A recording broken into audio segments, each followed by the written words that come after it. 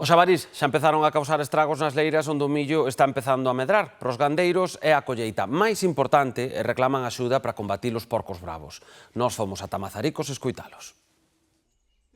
Hai 2 semanas escasas que se sementou o maínzo neste terreo de Mazaricos e agora que empeza a agromar, os xabarís xa deixaron a súa pegada. Supón-nos dolores de cabeza, sobre todo, e pérdidas económicas, porque pasamos traballos para abonar as fincas, iso tamén leva unha pérdida de cartos, e agora que tal o cultivo nacido, está a comesto polo jabalí.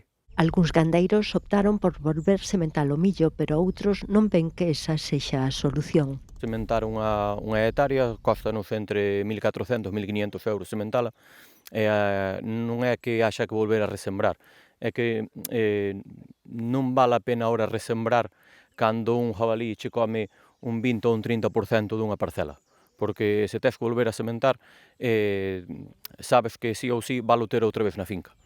Entonces, aparte deso, despois hai un millo nacido e outro sin nacer, polo tanto, cando ves sulfatar, non vas a andar apartando dunhas ervas e doutras, é un millo máis pequeno e outro millo máis alto. A emerxencia cinexética declarada pola Xunta que permitía capturar porcos bravos en límite en case toda Galicia rematou a finais de febreiro.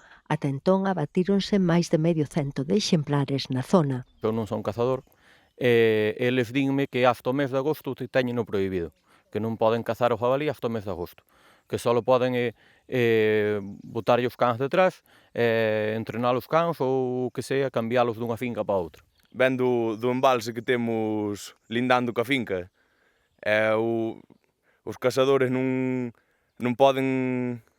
teñen autoridade para matar os jabalís unha vez que se atopan no embalse, e atopalos dentro da finca é bastante complicado. Queixanse das dificultades que atopan para dar parte dos danos a través do teléfono de atención á cidadanía.